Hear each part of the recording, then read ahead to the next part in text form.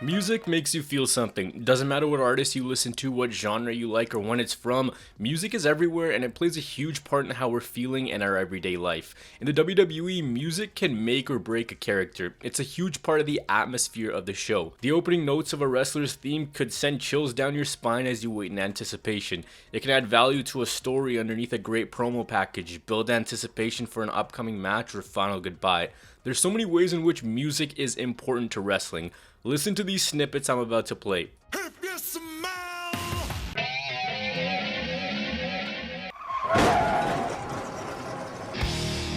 time to play the game. All those sounds I just played for you, you associate a name to a face immediately within about 2 seconds of the song starting. When you hear a theme for the first time, especially for fans who may be newer, within the first 10 to 15 seconds, it has the ability to draw you into the character because of a distinct and memorable sound, or because of that same sound you turn off altogether and could care about anything else.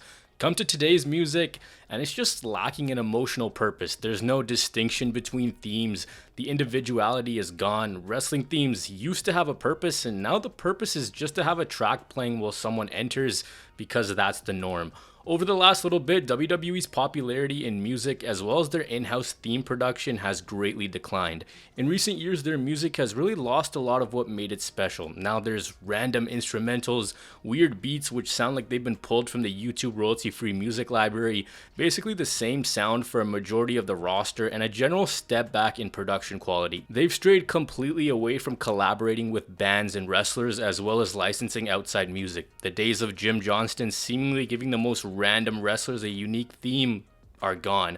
CFOS music has also been phased out to add to that. WWE music overall is just not what it used to be. So we're gonna look at what happened, the rise of theme music, the men behind it, and WWE's insane music library that some people may not have even heard of. For 30 years, WWE music was a machine of consistently crafting hit after hit with mainstream artists and so much more, and things began in the perfectly named rock and wrestling era.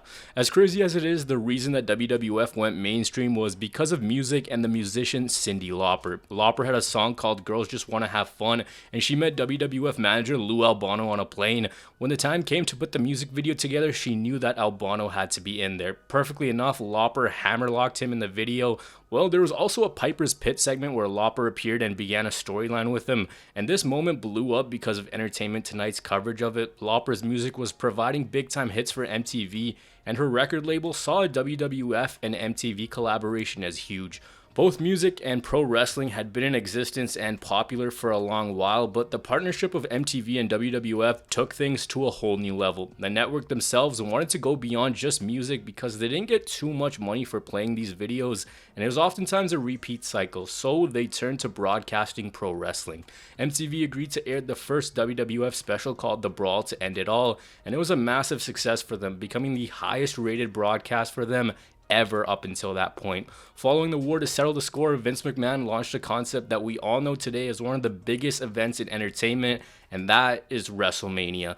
This show was filled with celebrity cameos, and it launched WWF and Hulk Hogan into a different stratosphere. Hogan, of course, the first true North American megastar and face of the WWF. January 23rd, 1984 is widely credited as the day that Hulkamania was born. Wrestling started to take over and Hulk Hogan was everywhere. Vince McMahon had this idea to change wrestling. He wanted it to be this colorful spectacle. After his appearance in Rocky III, Hogan was riding a wave of popularity, and the music collaboration only helped further it.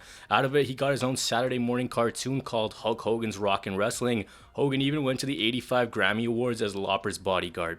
The partnership helped WWF become prominent, which is what Vince wanted as he saw the incoming explosion of cable television. The allure to see larger-than-life heroes cross over with a who's who in the music world propelled WWF into the mainstream. Animated series, interviews, cameos became the norm, but music became bigger for the WWF. In 1985, they released their first album called The Wrestling Album. In here was a song called Real American, which actually wasn't even intended for Hulk Hogan. His track on the CD is literally named Hulk Hogan's theme. That one was eventually used for his cartoon, and Rick Derringer's theme became Hogan's. With their connections to mainstream artists, it helped the album sell well enough to get a sequel. For their second album, Vince wanted to build on the success but with more original music and less cover songs. Gorgeous George is generally credited as the first wrestler to use entrance music as early as the 1950s, though Sergeant Slaughter takes credit saying that he was the one who suggested it to Vince McMahon. And pretty soon after that, every act started to have music. Originally they used music like Eye the Tiger and Another One Bites the Dust, but because of how expensive licensing fees were, Vince McMahon wanted to move the production to in-house. In came two men who are responsible for some of the most iconic theme songs ever. Two men who some may not even know because of the popularity of Jim Johnston, who we'll get to in a bit, and that's JJ Maguire and Jimmy Hart. Jimmy Hart had success in the band The Gentrys, and when he got involved in wrestling, his love of music came with it, this time writing entrance themes. Along with him, JJ Maguire was widely credited as the original master of the theme song. These guys created Sexy Boy, All About the Money, Dusty Rhodes' American Dream, the Legion of Doom's theme, Bret Hart, and the Honky Tonk Band, among others. These two had catchy hooks, they were diverse in their style, and they had the ability to bring the character to life. The dynamic was that JJ Maguire wrote the music, played the instruments, and arranged the song. Jimmy Hart did the vocals and worked on the lyrics, many saying that he had the golden ear and understood how to correlate themes with characters on screen. With theme music, WWF became less sport and more entertainment. The matches quickened and the music gave it that vibe. Now everything was being produced in-house, and A, Vince McMahon was making money, and B, they didn't have to pay those huge licensing fees anymore. Hart and Maguire alongside Hulk Hogan were part of the wrestling boot band, in which Hulk Hogan released a full CD and even had a rap song to his name. Want to be a Hulkamaniac? I can sure tell you how to stay on track. You gotta train, say your prayers, eat your vitamins too. These are all the things that the maniacs do. This only helped grow his name. Following the release of Piledriver, the wrestling album, WWE created a third one which was called WrestleMania the Album, and this one was co-produced by Simon Cowell. The focus changed from having wrestlers sing music to just selling compilations of theme songs. As the company moved away from the new generation era, they hit their peak popularity and would not only produce what's seen as their best programming, but began an insane 15-year stretch of continued success in music. This began in the Attitude Era, the most profitable and popular time frame for the WWF. Add to that two mainstream megastars in The Rock and Stone Cold, and the possibilities were endless. By the 1990s, gangster rap had spread across the world, and even though rock was still a bigger genre, the swearing and eccentric nature of the medium was what many thought was cool. Well, couple that with the Attitude Era, which was all antics and mayhem, and you have a winning formula. Hip-hop and the WWE go as far back as 1989 when Run DMC performed at WrestleMania. Also during the 90s, Jim Johnston took over as the main guy creating entrance music for the WWE. In a time where CDs were all the rage, WWE fully leaned into this, collaborating and producing compilations that helped them grow their viewership in the mainstream as well as make the money behind it. WWE understood how valuable their brand had been since the late 90s, and they started to put more resources into music as the company became a pop culture phenomenon. So SmackDown Records was founded in 1999 by the WWF. Under this name, they distributed everything from compilations of wrestlers' theme songs to unreleased cuts of music, unheard music, collaborations with other artists, and even some single projects. Most of their releases have been distributed by Columbia Music, and from 1999 to 2010, they released an album pretty much every year before they moved their focus to just releasing singles. And in the late 90s and early 2000s, they had huge success and a discography that we need to take a look at. WWF Full Metal was their first real success. Following that, in 2000, the company teamed up with Priority Records to drop WWF Aggression, and this had some of the biggest names in the rap game collaborate with WWE superstars. They created alternate themes, some of which were extremely well done. This was Jim Johnston's first big hit album. It featured Snoop Dogg, Kool Keith, Method Man, and Run DMC. Since WWE was so popular and they knew people who made music videos, wrestlers also got their own music videos to accompany the custom tracks.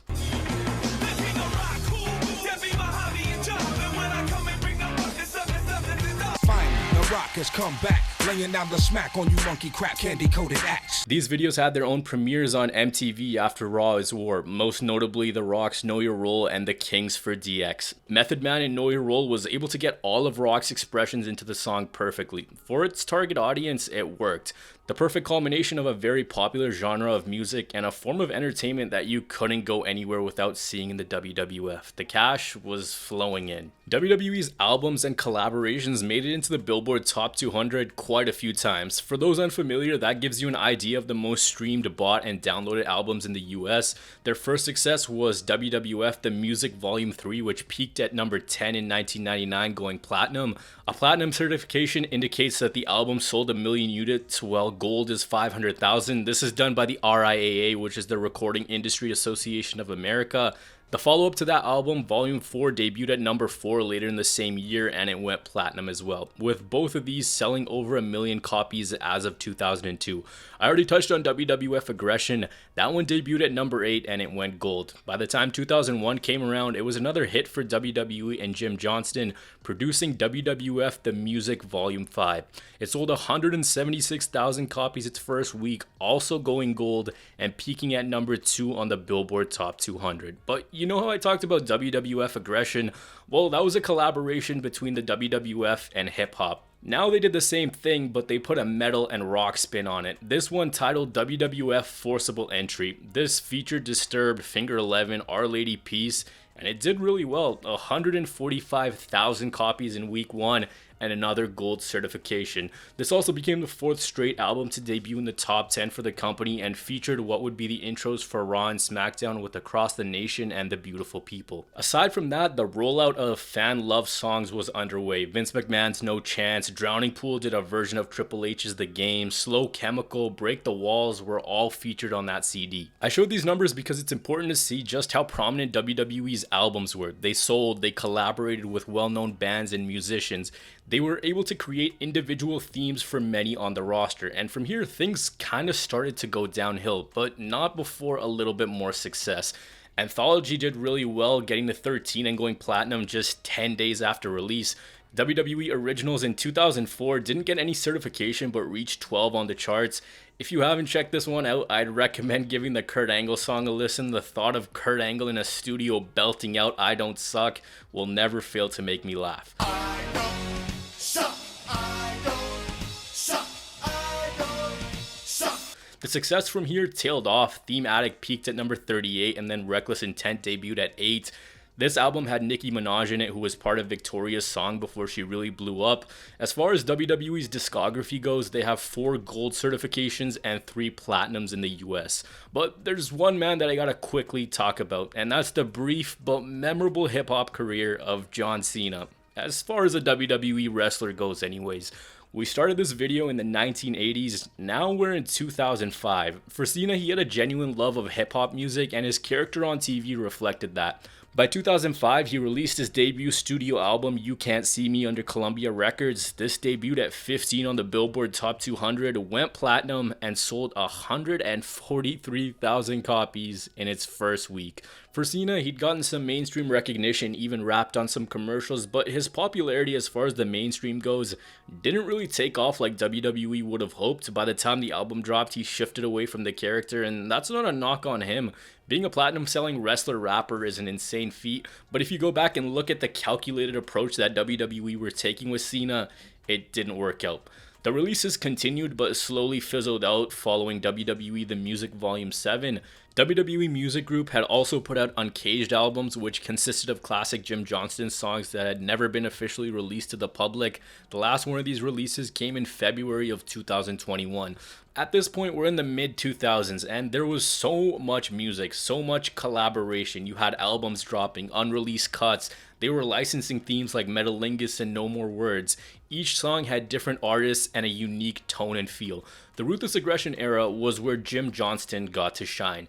Jim Johnston is the composition guru behind some of the greatest soundtracks in the company's history. That rundown on music I talked about, he produced and wrote a majority of them, sitting down and carefully crafting music that's representative of the character and beats which have landed in everyday playlists even today. Jim Johnston's ability to think deeper than the character is something truly magical, and it doesn't take much to see that. He said that he looked at theme music as a dance. You can have have a great theme, but if the guy can't dance to it, you're dead in the water. Johnston was able to curate a sound that made its way into the mainstream and transcended the business. In his time with the WWE, he created over 10,000 pieces of music, had multiple platinum selling albums, but most importantly, created the soundtrack to many's childhood. He was the guy who was responsible for the peak of wrestling entrance music. Some of his biggest successes are Vince McMahon's No Chance in Hell, Stone Cold's I Won't Do What You Tell Me with the iconic Glass Shatter, of course, Randy Orton's Voices, which was written and composed by Johnston but sang by Rev 3. Before that, Burning My Light with Mercy Drive. Orton hated it. I personally love it. The Rock's Electrifying, Brock Lesnar's Next Big Thing, Undertaker's Rest in Peace, Kurt Angle's Metal, The Brood's theme, which is fantastic, Ultimate Warrior's theme. There's so many hits he created during the late 90s, well into the 2010s, that we could make a 25-minute video on it, no problem. In his music, he created emotion and perfectly tailored the music to the character, adding storytelling into the fold and not forgetting about the stylistic elements either. Brock Lesnar's gave you a hard metal beat, and the riff at the beginning signaled warning that something was about to go down. Batista's of a cold-blooded killer who was a loner, walking alone to victory.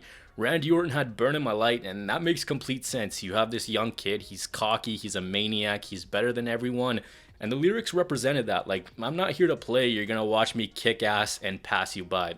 There's a clip of how Randy Orton's theme came together, and he talks about Orton being a quieter character. He says Orton's a character that's just mad at the world and he wants to get back at everyone, hence you get the lines, you got your rules and your religion all designed to keep you safe.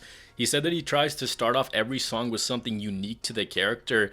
Think about all those riffs that I played at the top of the video. What set the music apart was the instant recognizability. Rock's catchphrase, Austin's Glass Shatter, Taker's Gong, Foley's Car Crash. With him, you saw involvement from the wrestlers in the music. I'm pretty sure a lot of you guys when you were younger thought that the wrestlers actually sang their song, which is crazy to think of, right? When someone would turn heel, they'd get a more slowed down version of their music, more dark and cryptic, and it wouldn't be a complete 180. They'd eventually go back, or they'd get a new theme altogether that would still fit. With that, a very important factor I mentioned at the top of the video was collaboration. With Johnston's music, he would bring in the right band to form a different and distinctive sound for the music. Saliva, Finger 11, Killswitch Engage, Disturbed, Kid Rock, Motorhead, to name a few. He made the randomest wrestlers have such good theme songs, and he was the one who populated the catalog of WWE's music. He would play instruments, and the ones he didn't know, he learned to play just enough so that he could get the theme done. Diverse characters, different shapes, sizes, occupations, rock, metal, pop, country, rap, punk, R&B, reggae. The guy made a Punjabi song, and it was really well done, and that's coming from a brown guy. The point is, chances are your favorite WWE theme song was done by Jim Johnston, but now things aren't the same. Here's what he said about the current landscape of WWE music. I don't know what's happened to the music. Is so bad these days. It's like sound effects and noises and stuff. It doesn't have anything to do with the characters and the storylines anymore. And that's the essence of this business, are these characters and storylines, and that's currently lost. I don't get it. Johnston was released in 2017 after 32 years with the company, and it was a random release that really didn't have any rhyme or reason to it. He himself said that his and Vince McMahon's relationship had drifted apart, and as the company was changing away from the rugged sounding music to a more 2010s hip hop, pop, and polished sound, the creators of that sound were the band CFOS. In 2014, they joined the WWE. The hiring marked the first time that WWE had hired music producers from the outside, because normally they'd choose to do everything themselves. If you guys remember, in 2012, the Raw theme song was Tonight Is the Night. That was the group's musical debut for the company. Their biggest hits were AJ Styles' Phenomenal, Sasha Banks, Shinsuke Nakamura, Bobby Roode, Kevin Owens, Sami Zayn, Becky Lynch, among others. That whole NXT generation was carried by them. But when they came in, there were complaints of their music lacking originality as well. But you do have to give them credit. The group, while obviously lasting much less time than Johnston, did a good job and have some music that really sneaks under the radar. Johnston did have some tough music as well. While Johnston usually intended on making a full song, something that would basically land in a playlist and you could play every day, CFOs were extremely reliant on looping. They'd usually make one verse, one chorus, and then loop it for the entire song. People sometimes act like they didn't create good music. They were paid to create a crowd-popping loop, and they did that. At least they had individuality and recognizability. Johnston looped as well, but he looped 2 parts instead of 1, if that makes more sense. During their time with the WWE, they had 2 #1 singles on the iTunes soundtracks category with Shinsuke Nakamura's Rising Sun and Bobby Roode's Glorious. They exited WWE in 2020 due to issues with their publisher, and what WWE has now done since CFOs is no longer there is change a lot of those songs with whatever they can basically fill them with, because obviously they don't want to pay for them. In come Def Rebel, who have had some good music, but it's fair to say in the entire musical library and out of the music producers that the company has had, have the most unoriginal sounding music. A lot of the time it's the same synth with every song. Music doesn't have identity. It's a fast-paced instrumental, very reliant on heavy guitar chords or the off hip-hop beat. No vocals, and when there are vocals, they're random sound bites that don't resonate with the wrestler. It's not fair to say that they haven't done a good job, but they've missed a lot more than they've hit. For every head of the table, there's a Watch Me and 10 other uninspiring songs. And fans have vocalized this a ton. The other problem is when a theme does start to stick, it becomes synonymous with someone. It gets changed out of nowhere to the point where no theme song is safe anymore. The complaint in the current era is everything sounds too similar, and a lot of the instruments are the same. And Jim Johnston had generic songs too. Let's not act like he didn't, but the skill they've come to now is tough. It's also hard that they have such tough acts to follow up. There are some themes that do stand out in the WWE, but they're few and far between. I've really emphasized it in this video. WWE lacks an original sound, and that's just not a consensus by the fans. Former composers are saying that as well. They lack collaboration. As far as their reach in the mainstream, which was once ridiculously high, today there's a lot of artists who mention wrestling and wrestling stars in their music. There's been a few wrestlers to be prominently featured in music videos and even get their own songs. Some themes have transcended wrestling and by many non-wrestling fans can be identified in an instant. But there's a huge difference in what theme music and their general connection used to be and what it is now. For over 3 decades, WWE had an incredible track record when it came to their in-house music. But in recent years, the decline in care and quality has really been lost. As of the recording of this video, it feels like we've seen the peak of WWE music and collaboration. Superstars and overall hype, it's all died down. The resources put into the music by the company are almost non-existent, and they can do that, but they choose not to. The music produced for a majority fails to leave a lasting impression and feels soulless, flat, and lifeless. It sometimes feels like when they need a new theme, they don't look who the theme is for, they just take out drum track 11.wave and they put it out. WWE themes just lack a lot of what made it special, and the fall of WWE music is simple. They don't allocate enough resources to the music. There's a failure to understand who these theme songs are being produced for, and it seems like it's all assigned at a random order. For fans of the WWE, music was very influential in their original taste of music, as crazy as that sounds. Listening to it introduced them to a different genre of music, different artists, from pay-per-view themes to bumper themes and promo packages. Fans would listen to WWE music unironically. When you look at the 90s, it shows you just how much music resonated that fans were eager to buy albums and own it for themselves.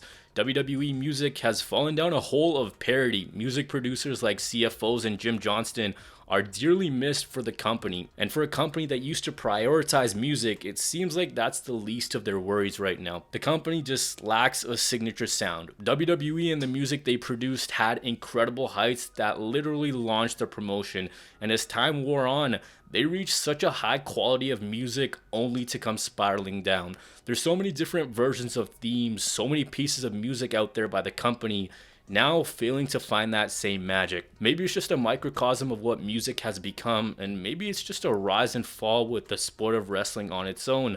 As they say, when words fail, music speaks, and right now, WWE's music is dead silent.